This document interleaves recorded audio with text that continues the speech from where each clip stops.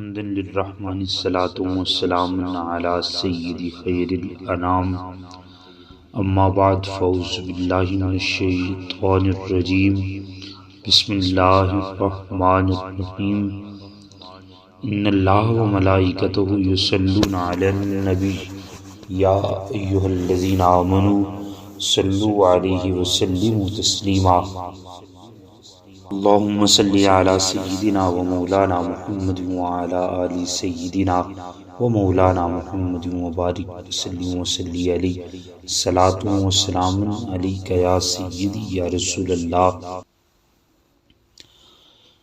گزشتہ روز ہم نے موت، آخرت اور اس کے متعلقات کی مصطلحات کو پڑھنا شروع کیا تھا۔ آج اس ضمن میں ہم حوض، صراط اور دیگر چند چیزوں کو پڑھیں گے۔ حوض بالعموم پانی جمع کرنے کی جگہ کو کہا جاتا ہے۔ جہاں جس جگہ پہ پانی جمع ہوتا ہے اس جگہ کو حوض کہتے ہیں۔ اصطلاح عقیدہ میں وہ جسم مخصوص کبیر متسع الجوانب یکون علی الارض البیضاء کالفدۃ تردہ هذه الامة من شرب منہ لا یظمأ ابدا۔ مخصوص اور وسیع جسم والا جو چاندی نما چمکتی زمین پر ہوگا، جس پر امت محمدیہ آئے گی، جس نے بھی اس سے پانی پی لیا اسے کبھی پیاس نہیں لگے گی۔ حوض کوثر سے بھی اسے تعبیر کیا جاتا ہے، حوض کوثر بھی اسے کہا جاتا ہے۔ صراط کا لغوی معنی راستہ ہے۔ شرح طحاویہ میں وہ جسم ممدود علی متن جہنم احد من السیف وادق من الشعر یمر علیہ الخلائق۔ ایسا جسم ہے جو جہنم کی پیٹھ پر بچھا ہوا ہے، تلوار سے زیادہ تیز ہے، بال سے زیادہ باریک ہے، جس پر سے تمام مخلوق گزرے گی، اسے صراط کہتے ہیں۔ میزان وزن کرنے والا آلہ، ہوا میزان لہ لسان وکفتان توضع الحسنات فی احدی والسیئات فی الاخری فإن ثقلت الحسنات نجا وإن خفت ہلک۔ وہ ترازو جس کا ایک کانٹا ہے اور دو پلڑے ہیں، جس کے ایک پلڑے میں نیکیاں اور دوسرے میں برائیاں رکھی جائیں گی۔ اگر نیکیاں بھاری ہوئیں تو نجات ہے، اور اگر برائیاں بھاری ہوئیں یعنی برائیوں کا وزن زیادہ ہوا تو ہلاکت لازم ہوگی۔ یہ چند جو اس کے حوالے سے موت اور اس کے متعلقہ مصطلحات تھیں۔ اب چند اس کی متفرقات بھی ہیں، جیسے فنا ہے یا ہلاک، یہ لفظ بالعموم استعمال کرتے ہیں۔ فنا کا معنی ہوتا ہے ختم ہونا، نیست و نابود ہونا۔ ہلاک اور فنا یہ ایک ہی معنی میں استعمال ہوتے ہیں۔ ہوا خروج الشیء عن الانتفاع المقصود بھی، شے کا منفعت مقصودہ و مطلوبہ کے قابل نہ رہنا، یا وہ اصلاً باقی نہ رہے، اس طرح کہ بالکل وہ شے یا اس کے اجزاء معدوم ہو جائیں۔ فنا کے لیے یہ بھی کہا جاتا ہے کہ وہ یسیر معدوما بذاتہ و اجزائہ۔ پہلی تعریف جو میں نے کی وہ ہلاک کے لیے کی جاتی ہے۔ فنا اور ہلاک ان کو متقارب المعنی بھی کہا گیا ہے، لیکن بعض نے اس میں تھوڑا سا فرق بھی کیا ہے۔ فنا کہتے ہیں شے کی ذات کا یا اس کے اجزاء کا معدوم ہو جانا۔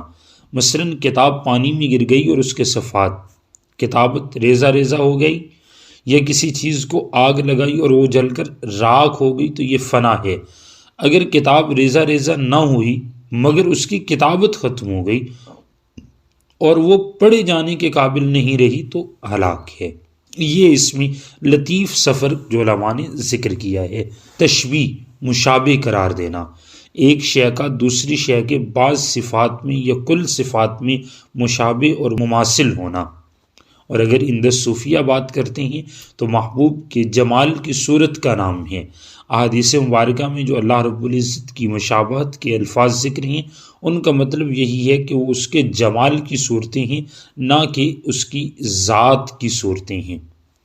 ضد دور تسلسل، ضد شے کا مد مقابل، دور گھومنے کو کہا جاتا ہے، تسلسل یعنی جاری رہنا، ضد والامر الوجودی الذی یقابل امرا وجودیا آخر، ایسی وجودی شے جس کے مقابل کوئی دوسری وجودی شے موجود ہو، جیسے سفید اور سیاہی ہے، سفید کا بھی وجود ہے، سیاہی کا وجود بھی ہے، تو دونوں ایک دوسرے کے ضد ہیں، ایک دوسرے کے مقابل ہیں۔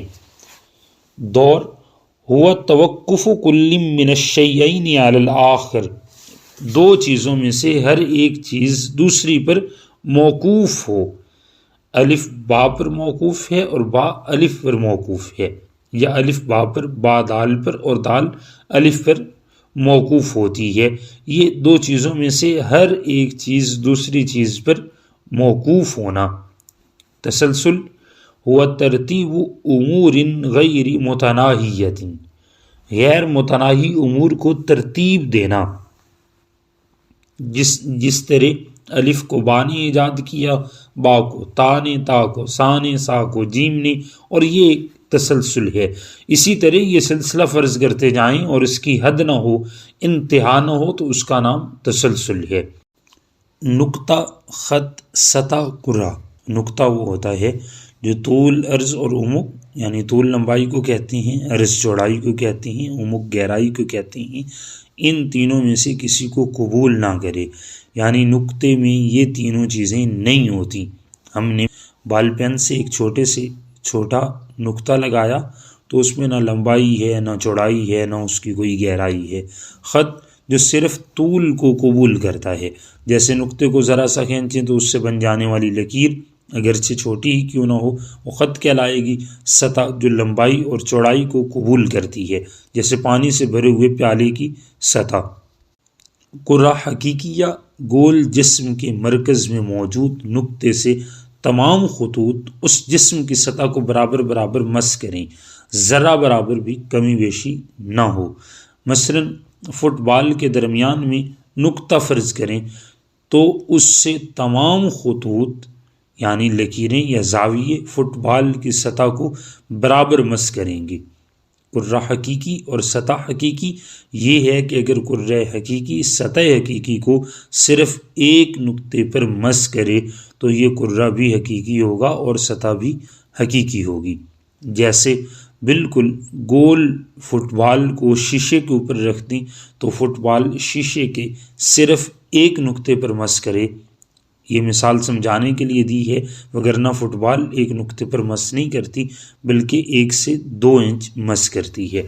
تو یہاں پر یہ ہماری مصطلحات کا باب مکمل ہوتا ہے۔ ہم نے جو عقیدہ کے متعلق متفرق اور دیگر الہیات، سمیعیات، تمام مصطلحات کو بالتفصیل پڑھا ہے، اللہ رب العزت کی حضور التجا ہے مالک کریم ہمیں سمجھنے کی توفیق عطا فرمائے۔ آخر دعوانا ان الحمد للہ رب العالمین۔